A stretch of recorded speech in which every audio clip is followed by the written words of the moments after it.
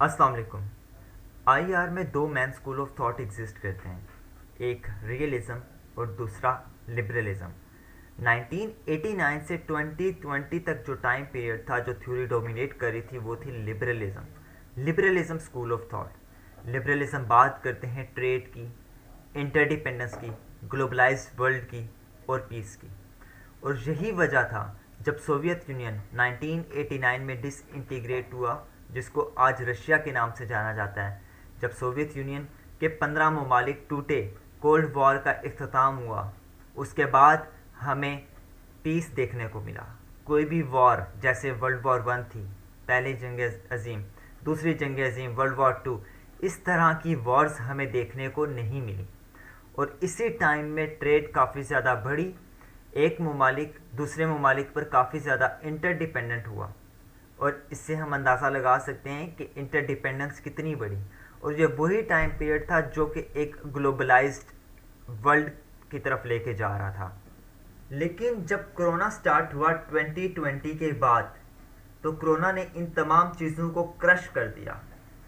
Trade restrict होकर रह गई, मूवमेंट, एक इंसान की मूवमेंट दूसरी जगह जाने के लिए, दूसरे मुल्क में जाने के लिए ख़त्म होकर रह गई।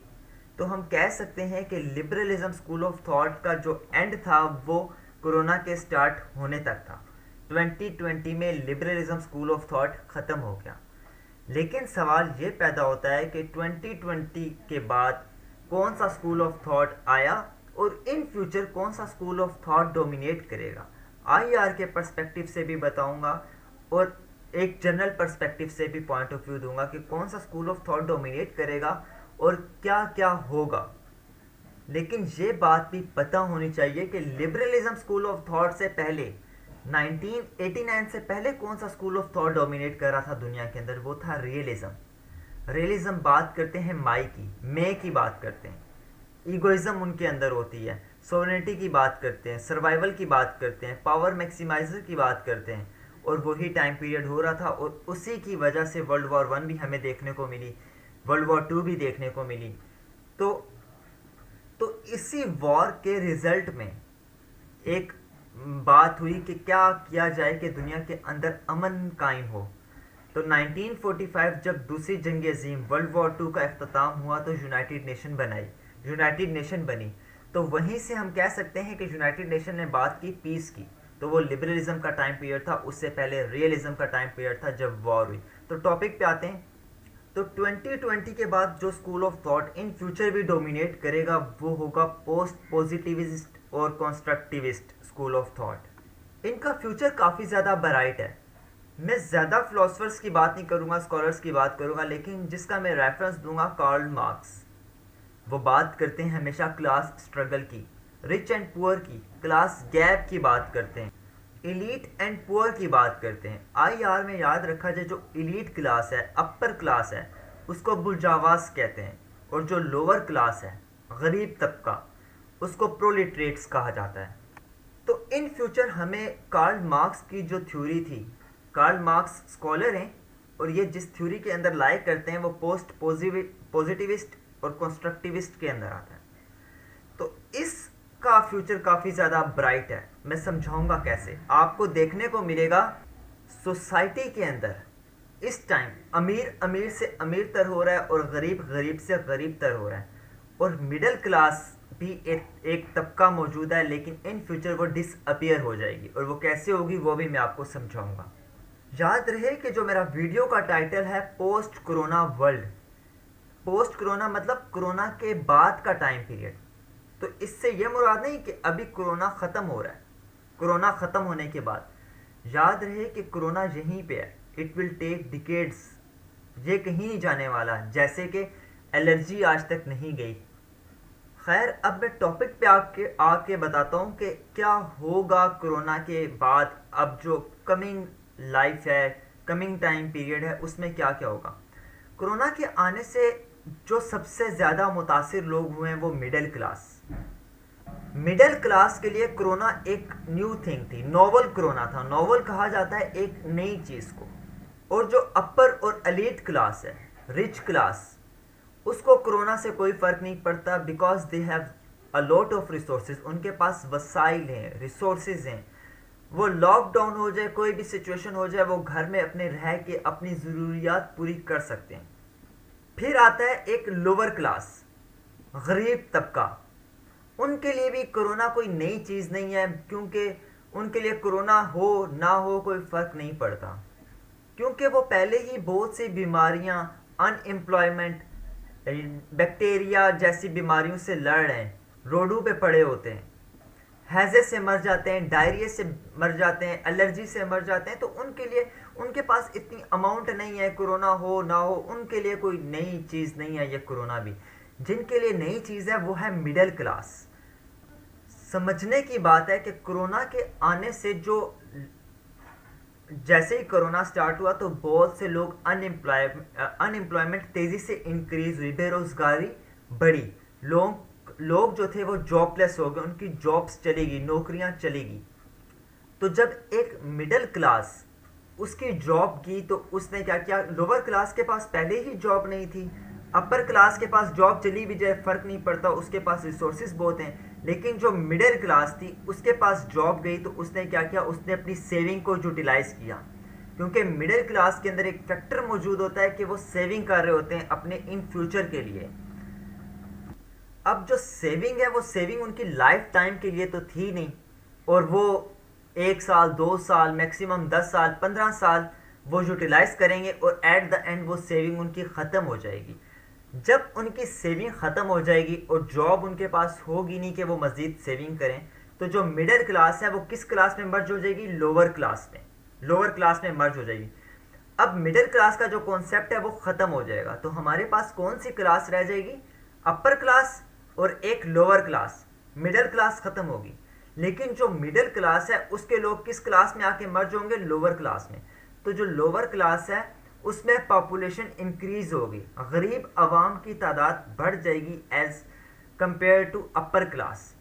अब दो क्लासें हमारे पास इन फ्यूचर रह जाएंगी, एक अपर क्लास और एक लोअर क्लास। लोअर क्लास वो क्लास होगी जो बहुत गरीब है और उसके पास वसाइल नहीं है और इनकी तादाद भी ज़्यादा है as compare to upper class. अब जब लोअर क्लास जो है वो तादाद में ज़्यादा है तो वो ज़्यादा पावरफुल होगी अपर क्लास से, एलीट क्लास से वो ज़्यादा पावरफुल होगी। तो लोअर क्लास क्या करेगी, रिवोल्ट करेगी, वो इनकलाब ला सकती है एक। कैसे? स्ट्रॉन्ग हैं लोअर क्लास वाले तो वो क्या करेंगे, इन पर हैवी हो जाएंगे और एक इनकलाब का चांसेस बन सकता है इन फ्यूचर। और आपको देखना होगा, देखेंगे कि आप चांसेस इनकलाब कैसे आएंगे, रेवोल्यूशंस कैसे आएंगे। और यही बात करता था कार्ल मार्क्स अपनी बुक्स के अंदर। तो सॉरी, रिवोल्ट नहीं, रेवोल्यूशन।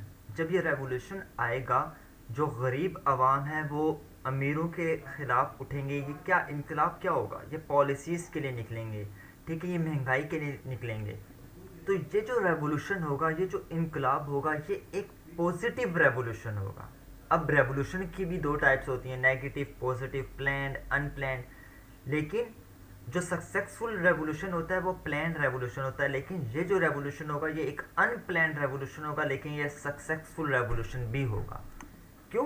क्योंकि लोग तंग आके निकलेंगे, पॉलिसीज़ के लिए निकलेंगे कि ऐसी पॉलिसीज़ नहीं होनी चाहिए। अब ये जो चीज़ें मैंने बताई हैं ये मैंने वो बताया है जब ये आगे इन फ्यूचर होगा। अब कोरोना तो यहीं पे है, maybe it will take decades. ऐसा नहीं है कि कल ही रेवोल्यूशन आ जाएगा, 10 दिन बाद, महीने बाद, साल बाद। इट्स होपफुली अब, लेकिन चांसेस है साल बाद आए, 10 साल बाद आए, 15 साल बाद आए, लेकिन ऐसा होगा। अब बाकी क्या होगा लोअर लेवल पे, कि कोरोना के आने से एक लाइफस्टाइल कितना चेंज हुआ। लाइफस्टाइल चेंज मीन्स क्या, सोशल डिस्टेंस। सोशल डिस्टेंस एक नया लाइफस्टाइल है। अब जैसे इससे पहले आपने देखा होगा, कोरोना से पहले लोग एलर्जी की एक वैक्सीन लगाते थे, ठीक है, इसी तरह कोरोना की भी वैक्सीन आ गई है। तो ये भी टाइम टू टाइम, अभी तो ये लग रही है, होप में भी कि 1 साल बाद फिर लगे, जैसे एलर्जी की लगती थी। लोग क्योर हो रहे हैं इससे भी, जैसे एलर्जी की वैक्सीन से लोग क्योर होते थे। तो अब सवाल ये पैदा होता है कि अब लाइफ कैसे नॉर्मल होगी, जैसे इस वैक्सीन से पहले एक लाइफ नॉर्मल थी। ये जो वैक्सीन कोरोना की वैक्सीन लगाने के बाद की जो लाइफ है ना, इसको हम कहेंगे new normal, NEO, new normal. इसको न्यू का मतलब होता है एक नया, नया न्यू, एक नया नॉर्मल। इसका थोड़ा सा मैं आपको बैकग्राउंड से समझाता हूँ। एलर्जी से पहले का टाइम पीरियड था जिसमें वैक्सीन नहीं लगी थी, वो टाइम पीरियड नॉर्मल था। लेकिन जब एलर्जी की वैक्सीन आई, लोगों ने वैक्सीन लगाना स्टार्ट कर दी, तो वो एक न्यू नॉर्मल था। वो भी लाइफ नॉर्मल थी पर एक नया नॉर्मल था। अब कोरोना जब स्टार्ट नहीं हुआ था, इससे कंपेयर करें पुरानी लाइफ को, तो वो लाइफ नॉर्मल थी। लेकिन जब वैक्सीन लग रही है, लग जाएगी, तो उसके बाद का जो लाइफ स्टाइल होगा वो एक न्यू नॉर्मल होगा, एक नया नॉर्मल होगा। और ये जो नया नॉर्मल होगा, NEO, न्यू नॉर्मल जिसको हम कह सकते हैं, ये एक सोशल डिस्टेंस वाला नॉर्मल होगा, ऑनलाइन मार्केटिंग वाला नॉर्मल होगा, ऑनलाइन एजुकेशन वाला नॉर्मल होगा। इस नॉर्मल में सब कुछ ऑनलाइन हो जाएगा, और जब लोग इससे भी आदी हो जाएंगे तो उनके लिए एक न्यू नॉर्मल नहीं रहेगा, एक नया नॉर्मल नहीं रहेगा, ये बिल्कुल एक नॉर्मल लाइफस्टाइल होगा उनके लिए भी। अब हर चीज़ के प्रोज एंड कॉन्स होते हैं, कॉज एंड इफेक्ट्स होते हैं, फ़ायदे और नुकसान होते हैं। इसी तरह अब आपको मैं एक एग्जांपल देता हूँ। जब कोरोना स्टार्ट हुआ तो ऑनलाइन काम स्टार्ट हो गया। ऑनलाइन का फ़ायदा क्या हुआ कि एक बिजनेसमैन था, उसको इलेक्ट्रिसिटी का बिल नहीं देना पड़ता था क्योंकि मार्केट्स बंद थी। फिर सिर्फ जो इलेक्ट्रिसिटी के अलावा जो मार्केट का रेंट था, उसको वो भी नहीं देना पड़ता था क्योंकि काम ऑनलाइन था, घर से बैठ के होता था। सिर्फ उसको जो चीज़ देनी पड़ती थी, अगर उसके पास एम्प्लॉय हैं तो उनकी सैलरी, क्योंकि ऑनलाइन वो काम करते थे। बाकी सब चीज़ें मिनिमाइज हो गई थी। लेकिन कोरोना से पहले इलेक्ट्रिसिटी का बिल भी देना होता था, और उसके बाद जो मार्केट का रेंट है वो भी देना है, और एम्प्लॉय की सैलरी तो देनी ही देनी है। अब जब ये ऑनलाइन सब कुछ स्टार्ट हुआ तो ऑनलाइन शॉपिंग का कॉन्सेप्ट भी निकल गया, एजुकेशन का भी निकला। चलो एजुकेशन में ये था, यंगस्टर्स थे वो सम हाउ आदी हो गए, और ऑनलाइन मार्केटिंग में भी यंगस्टर पहले ही ऑनलाइन सेल एंड परचेस वो कर रहे होते थे, OLX वगैरह, द्रास। लेकिन इस कोरोना के बाद एक चीज़ जो चेंज हुई वो ये थी कि एजड लोग भी, जो बड़ी उम्र के लोग थे, वो भी ऑनलाइन का यूज़ काफ़ी ज़्यादा हो गया। उन्होंने ऑनलाइन मार्केट शॉपिंग शुरू कर दी, मार्केटिंग शुरू कर दी। जो बूढ़े लोग, इतने एजड लोग थे, और डेवलप्ड और अंडर डेवलपिंग कंट्रीज़ में टीचर्स जिनको कंप्यूटर की हाउ नो भी नहीं थी, उन्होंने भी ऑनलाइन लेक्चर देना स्टार्ट कर दिया। अब सॉल्यूशन की तरफ आते हैं। ये जो ऑनलाइन का कॉन्सेप्ट आया नोवल कोरोना के बाद, तो ये एक बिग शिफ्ट था डेवलपिंग कंट्रीज़ और एक अंडर डेवलप कंट्रीज़। एशिया और अफ्रीका जैसे कॉन्टिनेंट जो हैं, इनके अंदर जितने भी ममालिक हैं एक्सेप्ट चाइना वगैरह, ये डेवलपिंग कंट्रीज़ में आ जाते हैं और ये लीडिंग टू डेवलप्ड हैं। लेकिन इंडिया हो गया, पाकिस्तान हो गया, अफ्रीका के कॉन्टिनेंट हो गए, इन ममालिक के लिए एक बिग शिफ्ट था ऑनलाइन, और ये लोग इस चीज़ के यूज टू नहीं थे। लेकिन दूसरी तरफ डेवलप्ड कंट्रीज़ को देखा जाए, रिच क्लास को देखा जाए, अफ्रीका, यूरोप और अमेरिका का कॉन्टिनेंट आप देख रहे हैं, ये वो लोग थे जो पहले ही इस चीज़ को यूज़ कर रहे थे। उनके वो यूज टू थे इस चीज़ से, उनके लिए एक न्यू शिफ्ट नहीं था, एक नया चेंज नहीं था कोरोना।